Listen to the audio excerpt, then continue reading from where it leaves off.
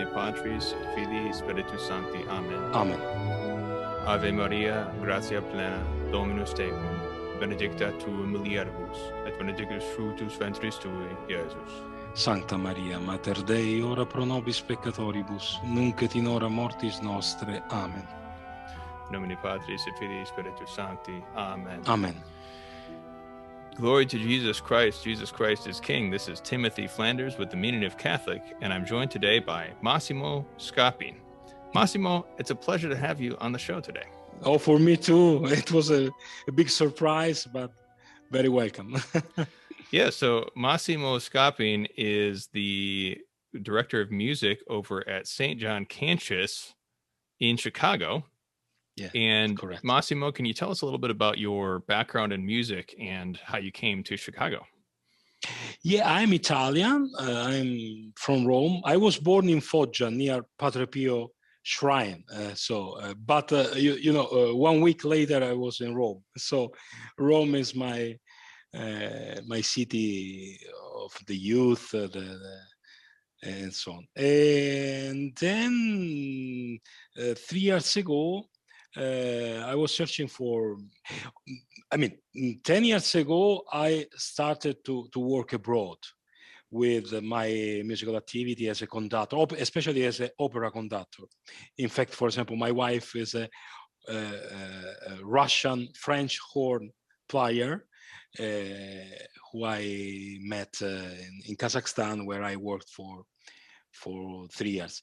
And then, but 3 years ago, I was searching an interesting position in the United States, especially a stable position, because I was busy with seasonal short appointments. So a stable position, especially with sacred music. And after an experience to be forgotten in South Carolina, I was amazed with the calling of the canons of St. John Cantius in Chicago. It was 1 year ago, during the Holy Week. They were searching for me, so I had an audition with them in May, and my work here started in August 19. It's a wonderful environment. I consider this job a gift from St. Joseph, not only in musical terms, also, as you can imagine, in ecclesial terms for my family too.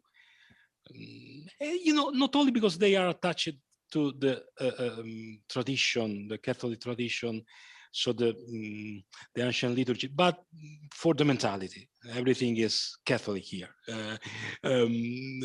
By kidding, when I tell my stories to my Italian friends, I say we studied a lot of things over the books. For example, the Ember Days, I don't know, the Stazione Quaresimales Romane. No? Here, everything is reality. So it's wonderful.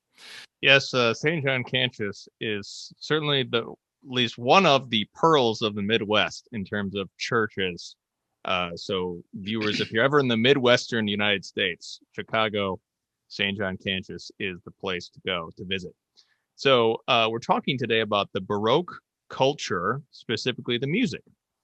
And so the way I have had this explained to me, Massimo, because especially for English speakers such as myself, coming from a Protestant background, we typically think about the Catholic Middle Ages as sort of the end of Christendom.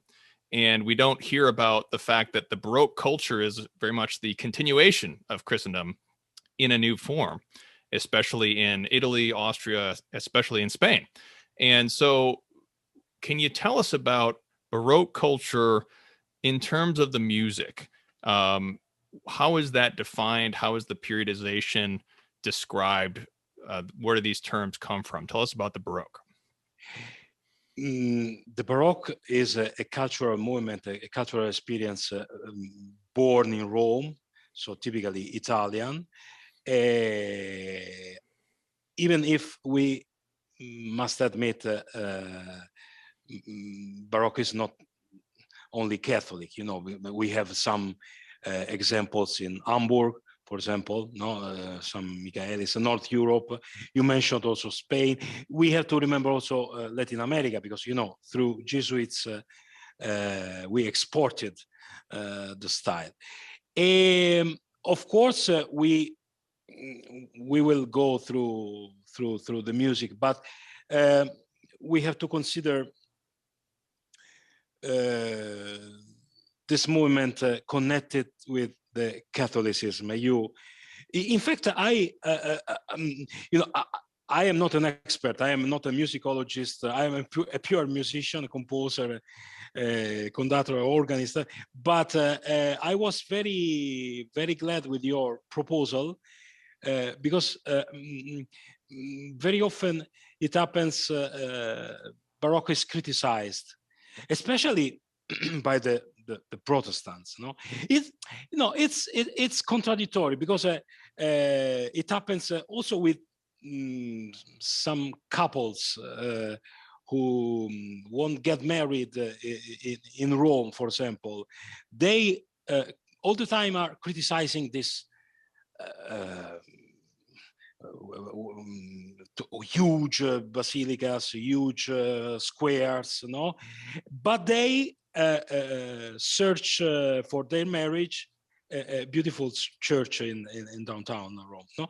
So sometimes I kid with them, say, okay, I can play, I can serve, I can provide music to your marriage, provided that you don't criticize anymore the Baroque, because this church was built for your marriage.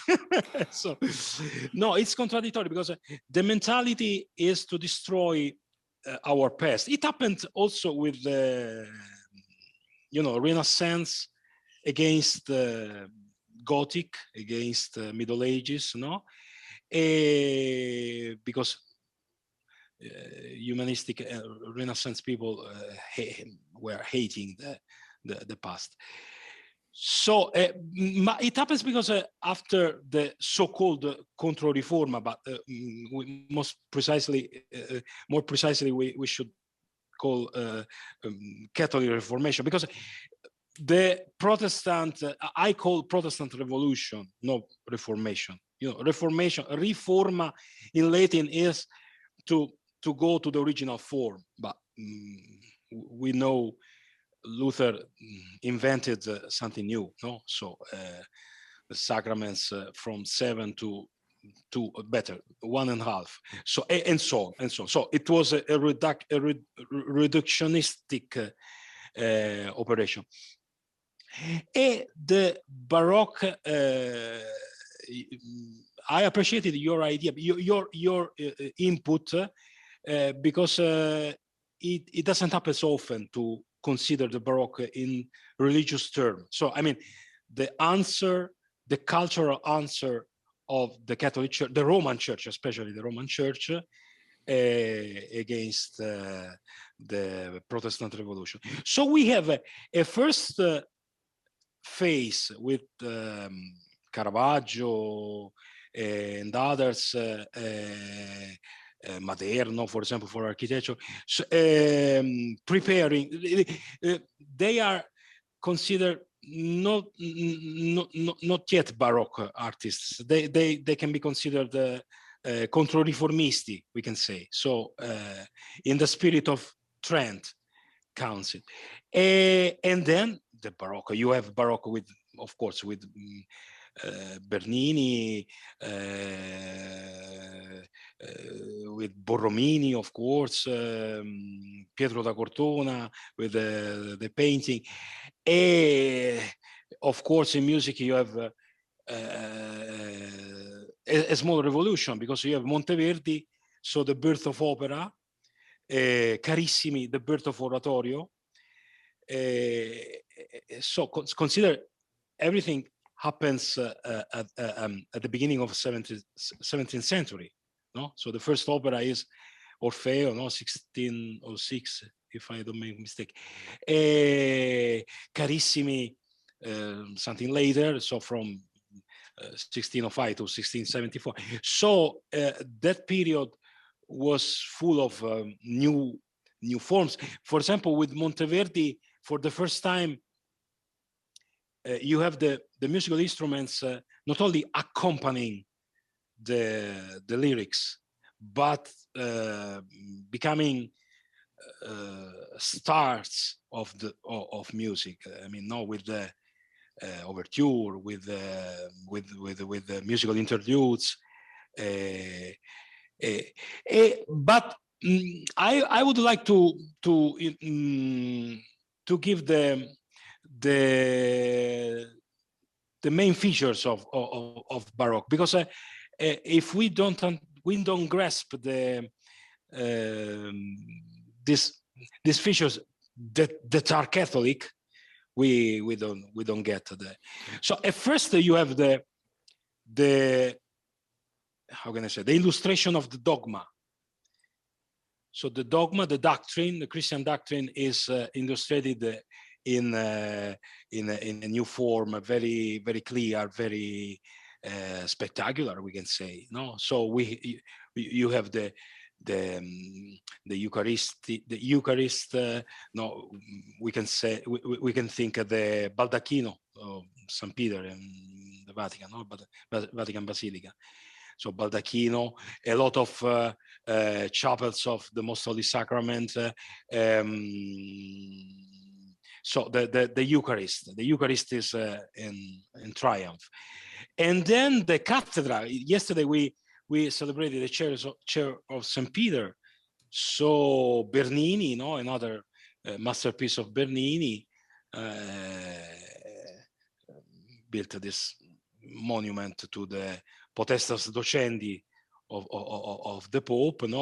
The rays of the Holy Spirit are the symbol of the assistance, to the Holy Father. And then the worship, the veneration of Mary, the saints, the martyrs, a lot of chapels with these topics. And of course, it's the Trinity. We have in Rome Sant'Ivo la Sapienza with a lot of triangles representing the Trinity. So the dogma is presented in its splendor, we can say. Then we have a support to the devotion. We are in time of devotion moderna, So we in the Baroque we had to in the figurative art, but also in music, we had to raise our eyes to heaven. For example, Saint Ignatius, the triumph of Saint Ignatius in the Church of the Gesù in Rome, or the ecstasy of Santa Teresa.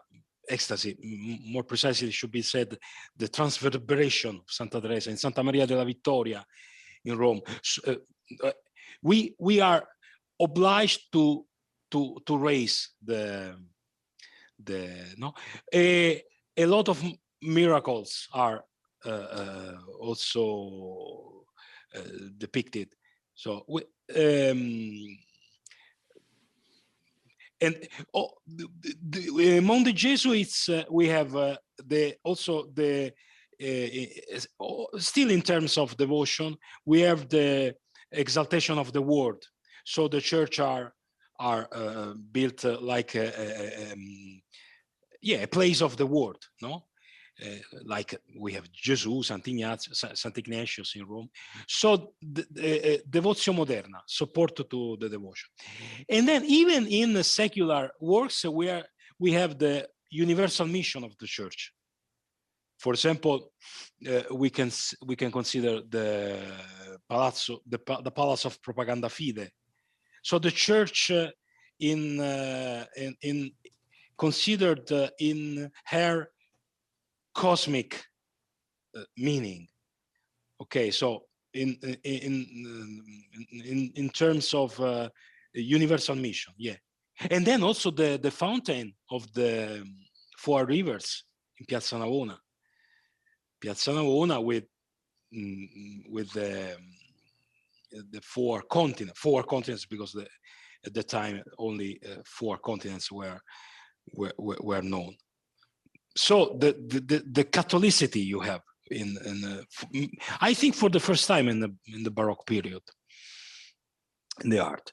Then we have another feature that is living in a continuous relationship between heaven and earth, because you have yeah, of course, also in other periods you have this relationship, but here you see the sky open, no, in a lot of churches, but also in palace and family palace, no, you see the domes. I think, for example, the Sant'Andrea della Valle in Rome, or a lot of apsis, you say, no? Apsis, San Filippo Neri, la Chiesa Nuova. It's interesting because it is not the heaven invading the church, but rather is the life of the church on the earth,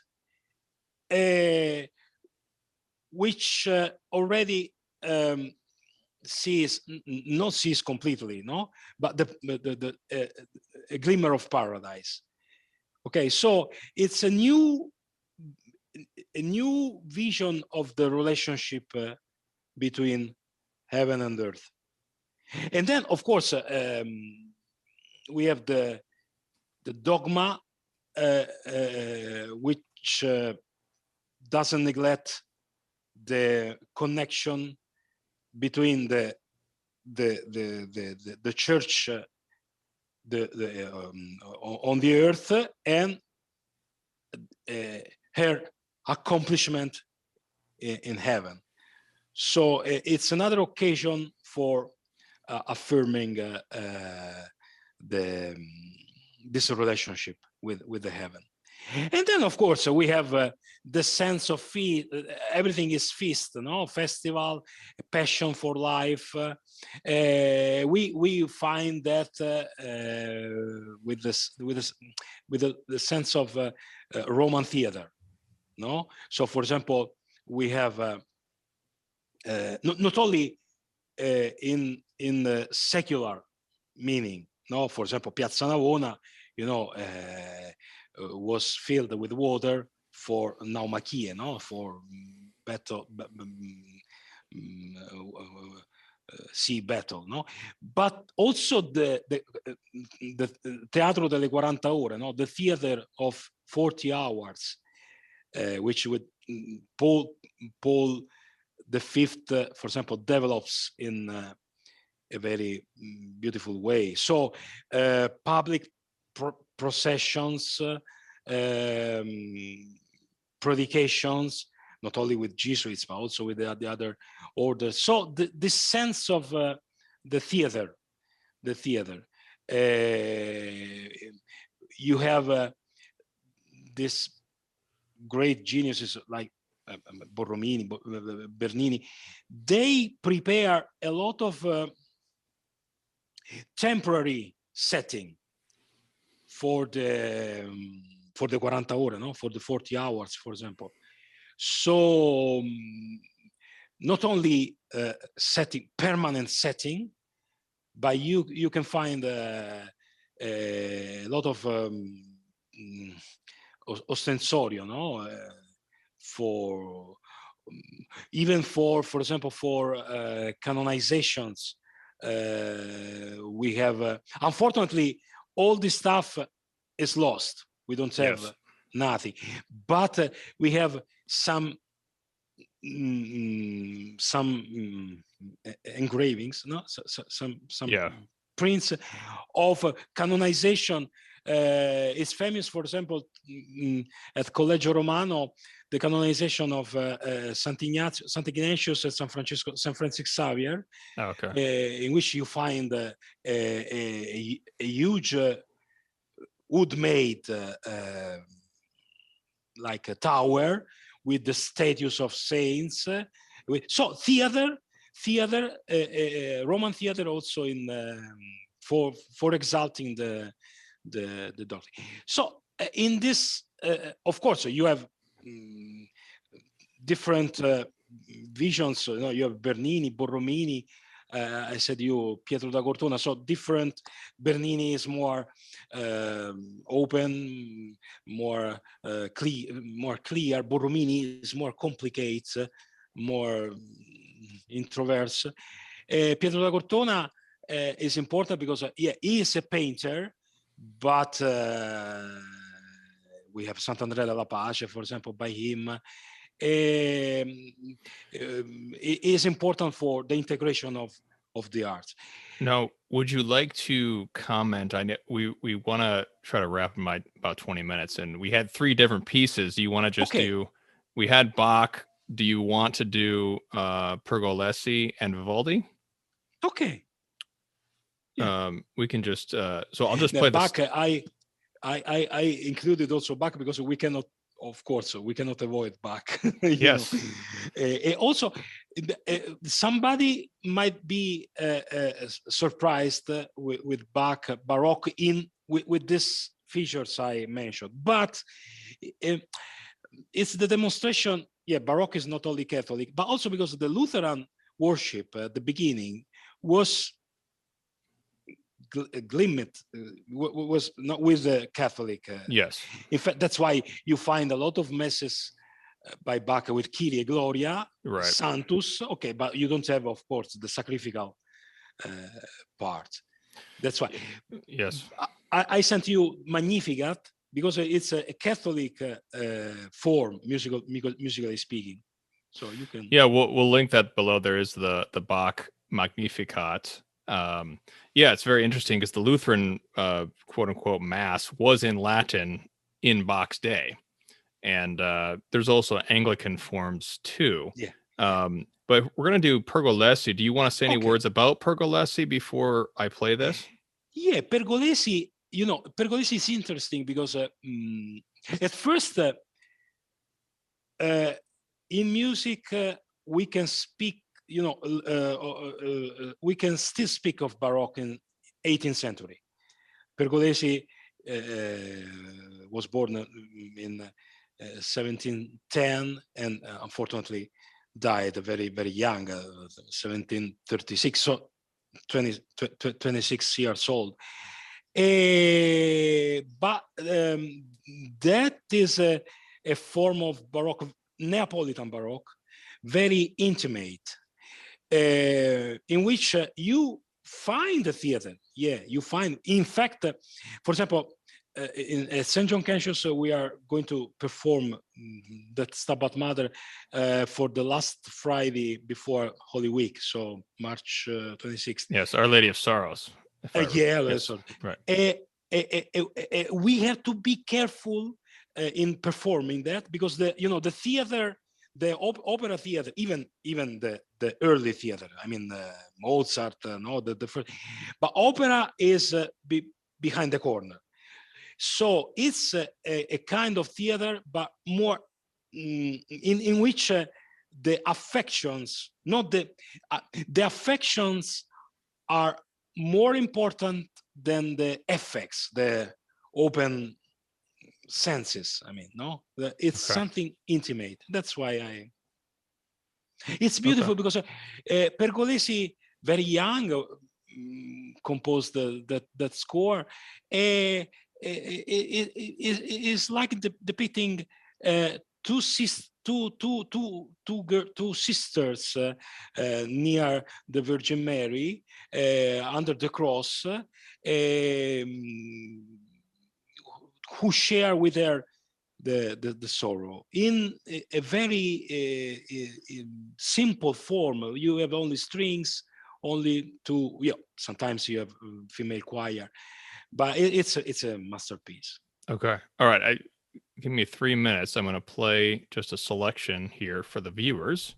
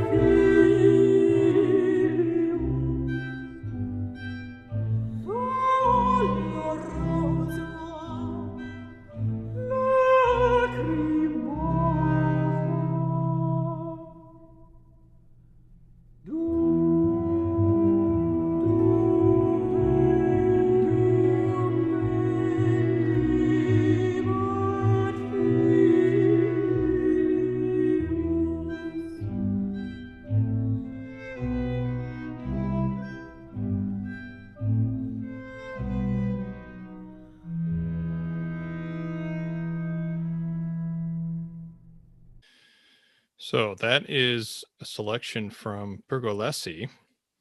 And so where would this be used in, or how, let me ask you this, how will you use it in a religious context and in a prayerful context?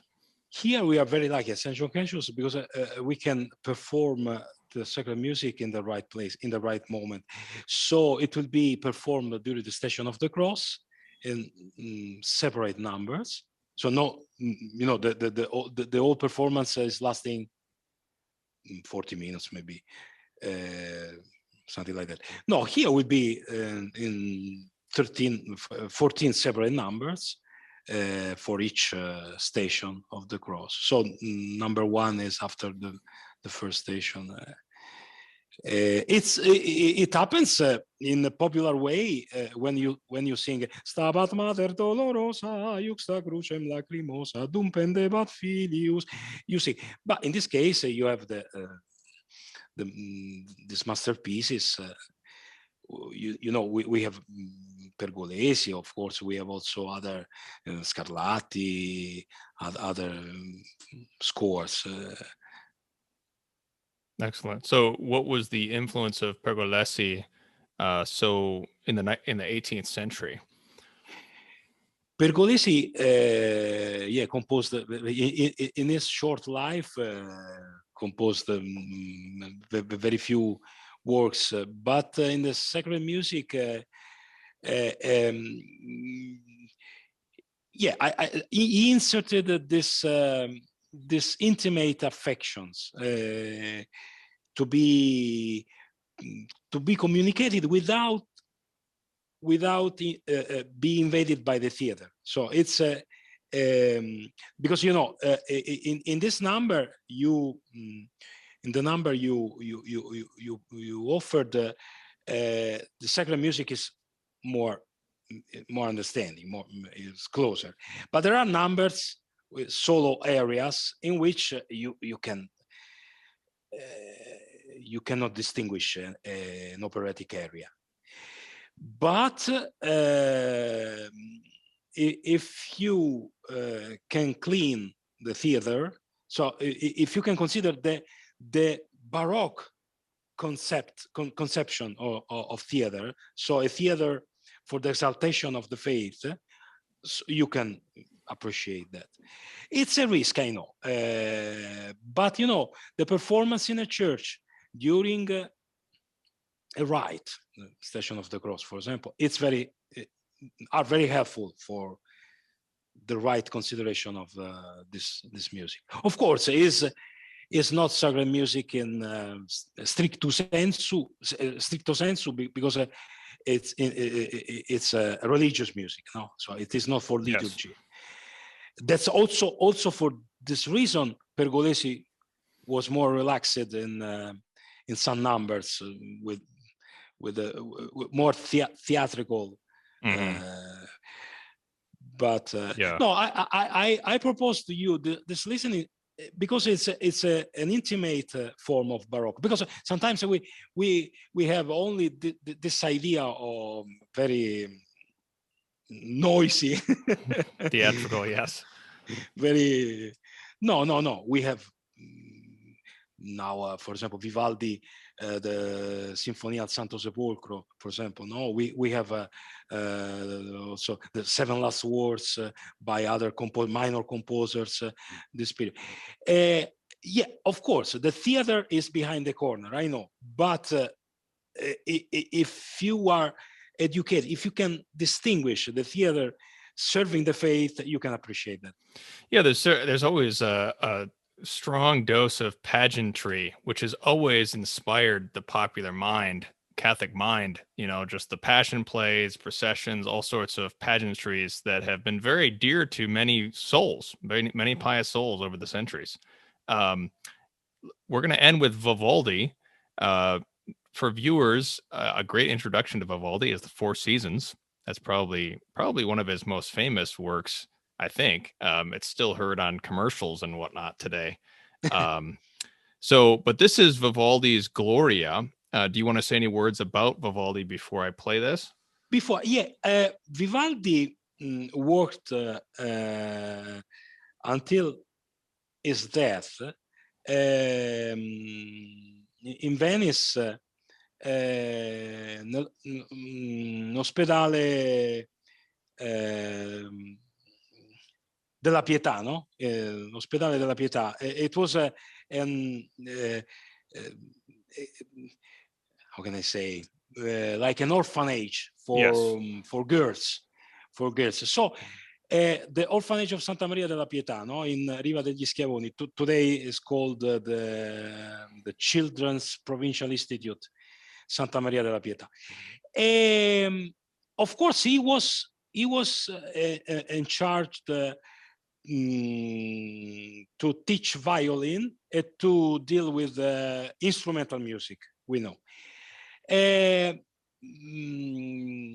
because these girls were trained there with some maestros for for the vocal music, and with other, like for example Vivaldi, for the instrumental music. Also because virtuous girls live there. That place had a fame which went beyond the Serenissima, especially thanks to Antonio Vivaldi. But this performance I sent you is particular because is in that church, in the church of Ospedale della Pietà, performed by the girls, by the putte, the famous putte. So we know it's an arrangement, because the original version of Vivaldi's Gloria is for mixed choir. But I sent you that because it's the Baroque closer to us. No, it's the Baroque we can understand better, because the Venetian splendor, no, with a lot of light, like a triumphant glory, no, and performed by the girls. The girls are both in the orchestra and singing. It's very close to the historical reality. Excellent. So here, let me play a little selection here from Gloria by Vivaldi.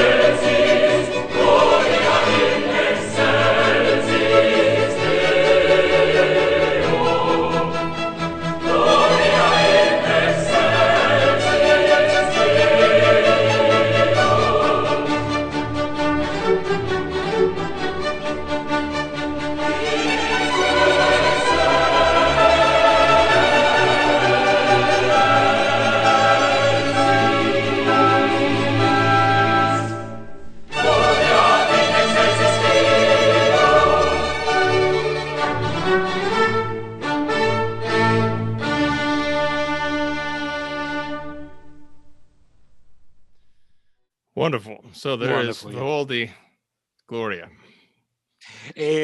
Not to forget, Vivaldi was a priest, so very attached to his devotions. We know from a lot of testifies of that time. So not only musician, also a faith man. What was the influence of his piety on his music? You know, in Venice, everything is already a show. So everything is open, everything is splendor, light. he didn't compose so much sacred music. We have lost different, but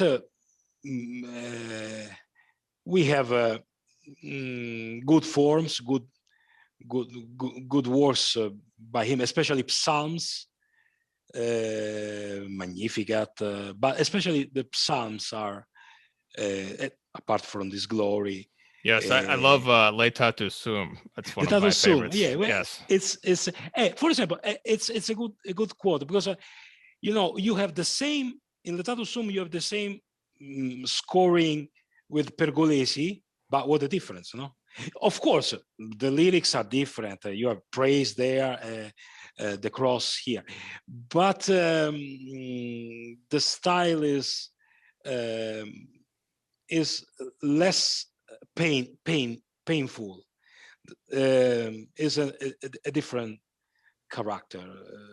Even in the, to me, up to me, even in the serious topics, you have more stillness, more lightful, but it's Venice.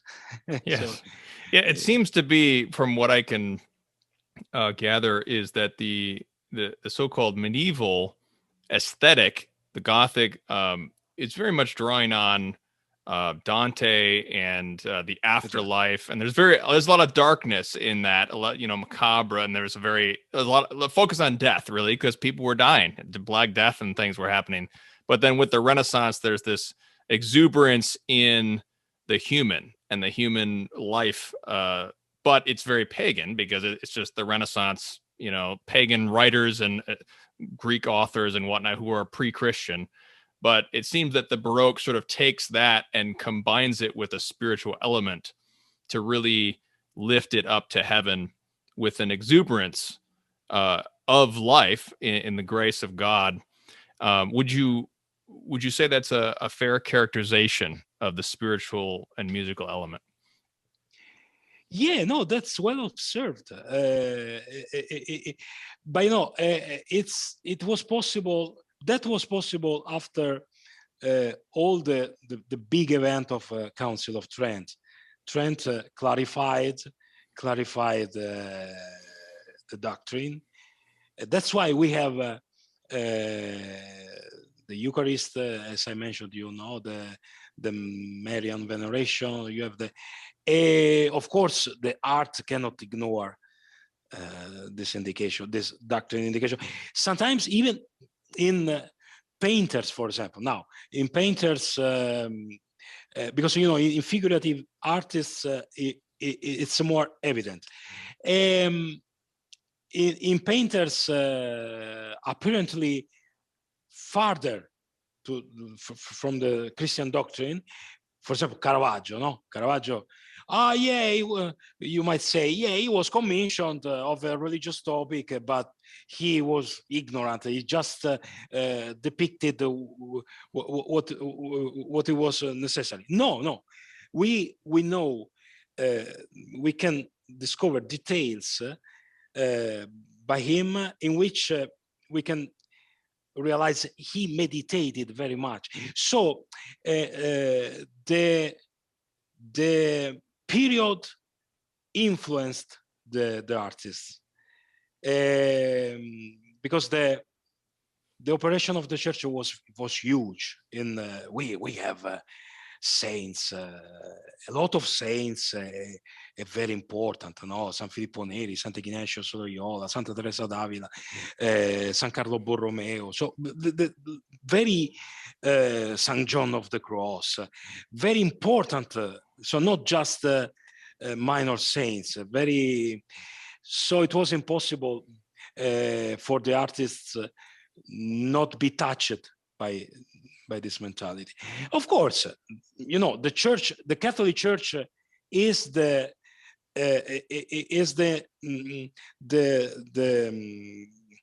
how can I say, the reality which includes et in Latin, not out.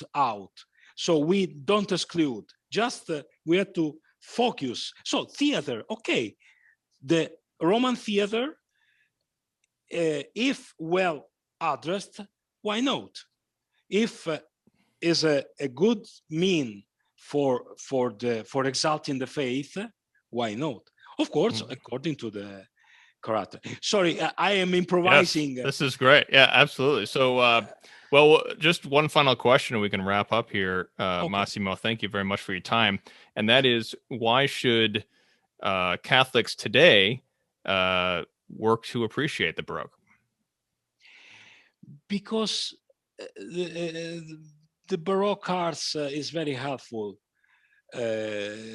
for your Catholic identity, especially Catholic identity, because the Catholic identity embodies all the Baroque elements, features, as I tried to explain at the beginning. So, especially today, that we don't have time sometimes for reading, we are overwhelmed with a lot of information, news. A painting, sculpture can touch the whole person, the senses, the intelligence. So Baroque is a very helpful for especially for the Catholic identity. So the development of your devotion, of course, it requires an initial effort. You have to know something, otherwise you are superficial. No, you consider just the anecdotes or some story. For example, there are touristic guides in Rome. Yes, they entertain you as a tourist with Olympia Pamphili, 10 minutes with the woman influencing Pope Innocent X. But that doesn't matter, no. Or for example, other anecdotes. Regarding the baldacchino of St. Peter, no, Basilica. That is bronze from the Pantheon. So quod non fecerunt barbari, fecerunt barberini. But they are very stupid. If you have some notions, some elements, you can appreciate the faith. The faith well depicted. excellent. Well, Massimo, thank you very much for your time. One of the greatest benefits of the modern technology is the fact that common people, the poor, can have access to these great pieces of music on YouTube because they're just shared for all to see. So we'll link below some of the selections, any further selections to check out. So let's offer up an Our Father for the aesthetic sense in our spiritual life and the importance of that. Nomine Patris et Filii Spiritus Sancti. Amen. Pater noster qui es in caelis, sanctificetur nomen tuum, adveniat regnum tuum, fiat voluntas tua, sicut in cielo et in terra. Pane nostrum quotidianum da nobis hodie, et dimitte nobis debita nostra, sicut et nos dimittimus debitoribus nostris, et ne nos inducas in tentationem, sed libera nos a malo. Amen. Nomine Patris et Filii Spiritus Sancti. Amen.